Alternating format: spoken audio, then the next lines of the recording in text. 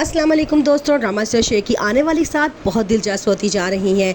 अब शेर के चचा बदरुज़्ज़मान डॉक्टर रंगू वाला को अपने पास बुलाते हैं और कहते हैं अब तुम उसे ऐसी दवाइयाँ दो कि वो आहिस्ता आहिस्ता खुद ही मर जाए। अगर डॉक्टर रंगू वाला कहता है ये तो काम आप भी बड़े आसानी से कर सकते हैं, उसके आगे पीछे तो कोई है ही नहीं।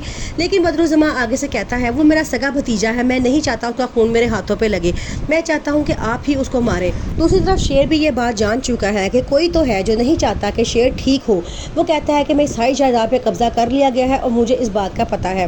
वो फजर से साफ साफ कह देता है कि तुम मुझे छोड़ के ना जाना, एक एक करके मेरे सारे रिश्तेदार मुझे छोड़ चुके हैं, लेकिन मैं चाहता हूँ तुम मुझे कभी छोड़ के ना जाना, नहीं तो मैं मर जाऊँगा। फजर अब सारी हकीकत जान चुकी होती है कि शेर को गलत दवाइयाँ खिलाई जा रही हैं। वो शेर से कहती है कि तुम मेरी बात मानो कि अगर कोई भी डॉक्टर तुम्हें कोई भी दवाई खिलाए तो उनके हाथ से दवाई मत खाना, या वो किसी तुम्हें खाना खिलाने की कोशिश करे तो तुम उस खाने को भी फेंक देना। शेर कहता है ठीक है। वो कहती है कि मुझे लगता है तुम्हें जान के गलत दवाइयाँ दी जा रही हैं ताकि तुम्हें और बीमार किया जाए, और मैं ऐसा कभी भी नहीं होने दूंगी। डॉक्टर रंगू वाला शेर की मम्मा को अपने पास बुलाता है और उन्हें कहता है कि डॉक्टर फजर इनसे बहुत ज़्यादा अटैच होती जा रही है, इसका कुछ करना चाहिए। आगे से उसकी मम्मा जो डॉक्टर रंगू वाला पे बहुत ज़्यादा ट्रस्ट करती हैं, वो उनसे कहती हैं कि फजर हमारे दुश्मनों की बेटी है और मैं नहीं चाहती कि वो शेर के आसपास ही भटके। मुझे लगता है कि वही शेर को गलत दवाइयाँ दे रही है। आगे से डॉक्टर रंगू वाला भी कहता है कि हाँ आप बिल्कुल ठीक कह रही हैं, हो सकता है ऐसा ही हो। अब आहिस्ता आहिस्ता चूँकि शेर ने डॉक्टर रंगू वाला की दी हुई दवाइयाँ खाने से इनकार करता है, अब उसकी तबीयत बिल्कुल ठीक होना शुरू हो चुकी होती है। फजर उसको ऐसी दवाइयाँ दे रही है जो उसकी दिमागी हालत बेहतर कर रही है, और अब उसे इस बात का कोई खौफ नहीं है कि कोई उसे गलत दवाई देगा, क्योंकि वो जानती है कि शेर अब किसी के हाथ से भी कोई दवाई नहीं खाएगा। फजर अब मामले की तह तक पहुंच चुकी है कि उसके चचाजाद ही हैं जो उसे मरवाना चाहते हैं ताकि उसकी तमाम जायदाद पे कब्जा किया जाए।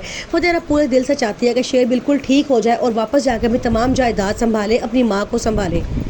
अब फजर को भी शक होना शुरू हो चुका है कि डॉक्टर रंगून वाला ही है जो शेर की इस हालत का जिम्मेदार है।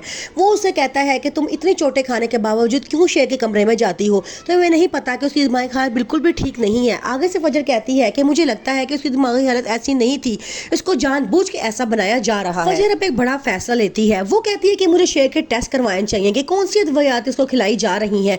डॉक्टर रंगून वाला ये सुनकर बड़ा परेशान हो जाता है क्योंकि उसका केस सारा खुल के सामने आने वाला है। वो फजर को साफ मना करता है कि टेस्ट कराने की कोई जरूरत नहीं है, शेर की दिमागी हालत बिल्कुल भी ठीक नहीं है और इसका कोई फायदा भी नहीं है। लेकिन फजर अब बहुत बड़ा रिस्क लेगी और चुप करके शेर के टेस्ट करवा लेगी। दूसरी तरफ फ्रिदा और उसकी मामा ये बात सोच रही हैं कि क्या वो इस मंगनी को कंटिन्यू रखें या इसको छोड़ दें, क्योंकि उनको शेर की हालत ठीक होती हुई बिल्कुल भी नजर नहीं आ रही, और वो कहती हैं कि हम शेर के नाम पे अपनी बेटी को सारी जिंदगी नहीं बिठा के रख सकते।